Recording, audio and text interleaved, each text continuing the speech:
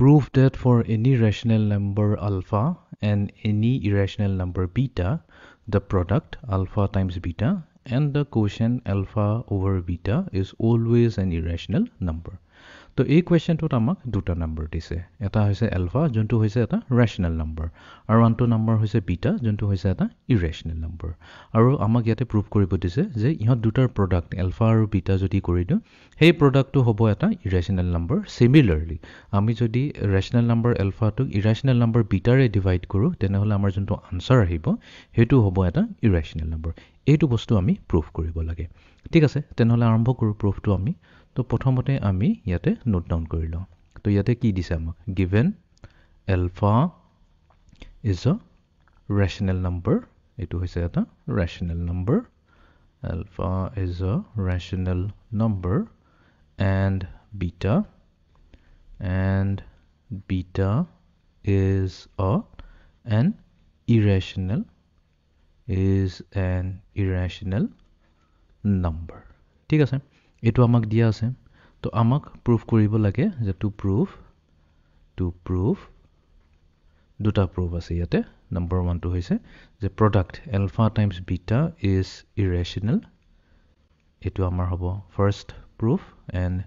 next প্ৰুফটো number 2 যোনটো হৈছে alpha by beta is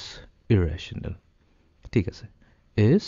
irrational step by step আমি এইটো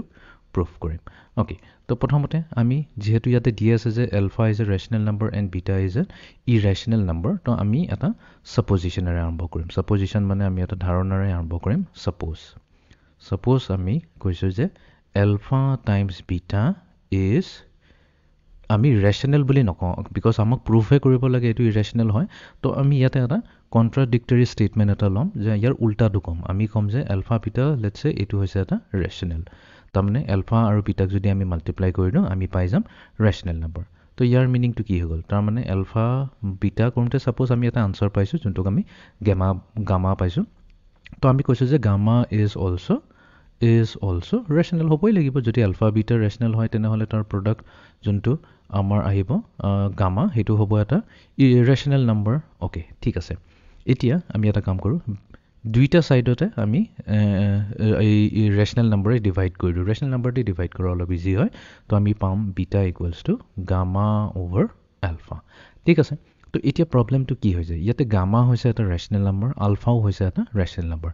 এটা ৰেচনেল নম্বৰক যদি আমি আন এটা ৰেচনেল নম্বৰে ডিভাইড কৰোঁ তেনেহ'লে আমি কি পাম ৰেচনেল নম্বৰে পাম তো এক্সাম্পলেৰে বুজিবলৈ চেষ্টা কৰোঁ চ' লেটছে যিহেতু আমি কৈছোঁ গামা হৈছে এটা ৰেচনেল নম্বৰ কি হয় এনেকুৱা এটা নম্বৰ যোনটো আমি p/q ফৰ্মত লিখিব পাৰোঁ মই ইয়াতে এক্সাম্পল লৈ লওঁ বুজিবলৈ ইজি হ'ব 2/3 লৈ লৈছোঁ নেক্সট আমি এলফা এইটো হৈছে এটা ৰেচনেল নম্বৰ এইটোকো আমি p/q ফৰ্মত লিখিব পাৰোঁ বা চিম্প্লিচিটিৰ কাৰণে যিহেতু আমি এইটো বুজিবলৈ চেষ্টা কৰিছোঁ এইটোক আমি লৈ লওঁ এটা 1/5 ঠিক আছে পজিটিভ ৰেচনেল নম্বৰে লৈছোঁ এতিয়া আমি গামাক এলফাৰে ডিভাইড কৰি দিওঁ গামা ডিভাইডেড বাই আলফা যদি কৰি দিওঁ তো এফালে আমি পাম 2/3 ডিভাইডেড বাই 1/5 তো 2/3 ডিভাইডেড বাই 1/5 কৰিলে আমি পাম 10/3 এতিয়া 10/3 কি হ'ল এইটোত ঘূৰি পকি এটা ৰেচনেল নম্বৰে পালোঁ তো তাৰমানে কি হ'ল beta equals to gamma divided by alpha is also' rational হ'বই লাগিব অলছ' ৰেচনেল ইয়াতে এতিয়া প্ৰব্লেম এটা হৈ গ'ল প্ৰব্লেম কি হৈ গ'ল আমাকটোতো কুৱেশ্যনটোত দিয়া আছিলে যে বাট বিটা ইজ ইৰেচনেল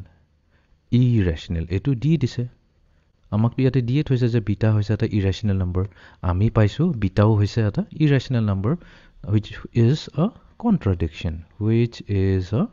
কণ্ট্ৰাডিকশ্যন এইটো এটা কণ্ট্ৰাডিকশ্যন হৈ গ'ল এতিয়া কথাটো হ'ল কণ্ট্ৰাডিকশ্যন আহিলে কেলে কণ্ট্ৰাডিকশ্যন এই কাৰণে আহিছে কাৰণ ইয়াতে আমি যোনটো ছাপ'জিশ্যন লৈছিলোঁ যে আলফা বিটা প্ৰডাক্টটো হৈছে এটা ৰেচনেল এইটো এটা ভুল ধাৰণা আছিলে এইটো ভুল ছাপ'জিশ্যন আছিলে সেইকাৰণে আমাৰ যোনটো আহিল কনক্লুজনটো আহিল যে বিটা এটা ৰেচনেল নম্বৰ হয় বাট যিহেতু কুৱেশ্যনত অলৰেডি দিয়ে থৈছে যে বিটা হৈছে এটা ইৰেচনেল নম্বৰ তেনেহ'লে আমিতো ক'ব নোৱাৰোঁ যে beta is a rational number তো এই ষ্টেটমেণ্টটো ৰং হয় ঠিক আছে মই ইয়াতে চাইডত বুজাবৰ কাৰণে কৈ দিওঁ এই ষ্টেটমেণ্টটো ৰং হয় তাৰমানে ইয়াৰ প্ৰিভিয়াছ ষ্টেটমেণ্টটো ৰং হয় এইটো যদি ৰং হ'ব তাৰ আমাৰ যোনটো ছাপ'জিশ্যন এইটো ৰং হৈ যাব তো তাৰমানে ইয়াতে আমি ক'ব লাগিব যে alpha beta is this implies we can say hence alpha beta মানে এই দুটা প্ৰডাক্ট ইজ নট ৰেচনেল ঠিক আছে তো আমি সেইকাৰণে এইটো ক'ব লাগিব এইটো নট ৰেচনেল হয় বিকজ বিটা হৈছে এটা ইৰেচনেল নাম্বাৰ ঠিক আছে এতিয়া নট ৰেচনেল কওঁ বা এই নট ৰেচনেল বুলি নকৈ পেলাই এইটোৰ জেগাত যদি মই এটা কাম কৰি এইটো বক্স কৰি দিওঁ এইটোকে নকৈ পেলাই আমি কি ক'ব পাৰোঁ যদি এটা নাম্বাৰ নট ৰেচনেল হৈ যায় নন ৰেচনেল বা নট ৰেচনেল নাম্বাৰ হৈ যায় তাক আন হিচাপত আমি ক'ব পাৰোঁ যে এইটো হৈছে এটা ইৰেচনেল নাম্বাৰ ঠিক আছে তো আমি প্ৰুফ কৰি দিলোঁ যাতে আমি ইয়াতে প্ৰুফ কৰি দিলোঁ যে যদি আমাৰ এলফা ৰেচনেল হয় আৰু বিটা ইৰেচনেল হয় তেনেহ'লে দুইটাৰে প্ৰডাক্ট এলফা টাইমছ বিটা এইটো ইৰেচনেল হ'বই লাগিব এইটো হ'বই নোৱাৰে সিহঁতে যে ৰেচনেল হ'ব ঠিক আছে তো আমাৰ ফাৰ্ষ্ট এই প্ৰুফটো হৈ গ'ল এতিয়া আমি যাওঁ ছেকেণ্ড নম্বৰটোলৈ তো ছেইম আমি প্ৰচিডিউৰটো ইউজ কৰিম alpha by beta is irrational okay তো এগেইন আমি কি কৰিম ইয়াতে এটা নম্বৰটোৰ কাৰণে আমি ইয়াতে আকৌ ছাপ'জ কৰিম so' number two so' let alpha by beta is এই কোৱেশ্যনটো হৈছে এটা ৰেচনেল নাম্বাৰ ইজ ৰেচনেল ঠিক আছে আমি ইয়াতে এজাম্পশ্যন কৰিছোঁ তো ইজ ৰেচনেল ঠিক আছে এইটো যদি ৰেচনেল হয় তেনেহ'লে ইহঁতৰ ডিভাইড কৰিলে এলফা বাই বিটা কৰোঁতে যোনটো আনচাৰ আহিব লেটছে এইটো আমি এবাৰ লৈছোঁ লেমডা ইজ অলছ' ৰেচনেল হ'বই লাগিব ইজ অলছ' ৰেচনেল কাৰণ ডিভাইড কৰোঁতে যদি ৰেচনেল নাম্বাৰ পাইছোঁ সেই ডিভাইড কৰোঁতে যোনটো আনচাৰ পাইছোঁ লেমডা সেইটো হৈছে এটা ৰেচনেল নাম্বাৰ ঠিক আছে অ'কে ফাইন এতিয়া আমি ইয়াতে কি কৰিম বিটাটোক ৰাখি দিলোঁ এইটো ছাইডতে তো এইটো হৈ যাব আমাৰ এলফা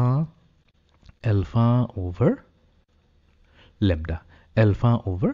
লেমডা হৈ গ'ল ঠিক আছে এতিয়া আমি ইয়াতে বস্তু এটা বুজিবলৈ লাগিব তো ইয়াতে এলফা হৈছে আমাৰ ৰেচনেল নাম্বাৰ এইটোতো কুৱেশ্যনত অলৰেডি দিয়ে আছিলে লেমডাও হৈছে আমাৰ এটা ৰেচনেল নাম্বাৰ তো ৰেচনেল ডিভাইডেড বাই ৰেচনেলটো ৰেচনেল হ'ব লাগে তো এইটো ক'ব লাগিব ডেট ইজ অলছ' ৰেচনেল আকৌ আমি কি পাই গ'লোঁ এটা কণ্ট্ৰাডিকশ্যন পাই গ'লোঁ which is a contradiction is also' rational ঠিক আছে হুইচ ইজ অ কণ্ট্ৰাডিকশ্যন তো ইয়াতে আমি কিয় কণ্ট্ৰাডিকশ্যন পাইছোঁ কণ্ট্ৰাডিকশ্যন এই কাৰণে পাইছোঁ কাৰণ আমাৰ ছাপ'জিশ্যনটো ভুল আছিলে তাৰমানে এইটো এটা ইনকাৰেক্ট ষ্টেটমেণ্ট হয় তো এলফা বিটা ৰেচনেল হ'ব নোৱাৰে তো ৰেচনেল যদি নহয় তেনেহ'লে অট'মেটিকেলি কি হৈ যাব তো এলফা অভাৰ বিটা ইজ ইৰেচনেল তো ইয়াতে আমি এইটো প্ৰুভ কৰি দিলোঁ যে এলফা যদি ৰেচনেল হয় বিটা যদি ইৰেচনেল হয় তেনেহ'লে এটা ৰেচনেল নাম্বাৰক যদি আমি এটা ইৰেচনেল নাম্বাৰে ডিভাইড কৰোঁ তেনেহ'লে যোনটো আনচাৰ আহিব সেইটো হ'ব এটা ইৰেচনেল নাম্বাৰ তো ইয়াতে আমি ছেকেণ্ডটো আমি প্ৰুভ কৰি দিলোঁ হেন্স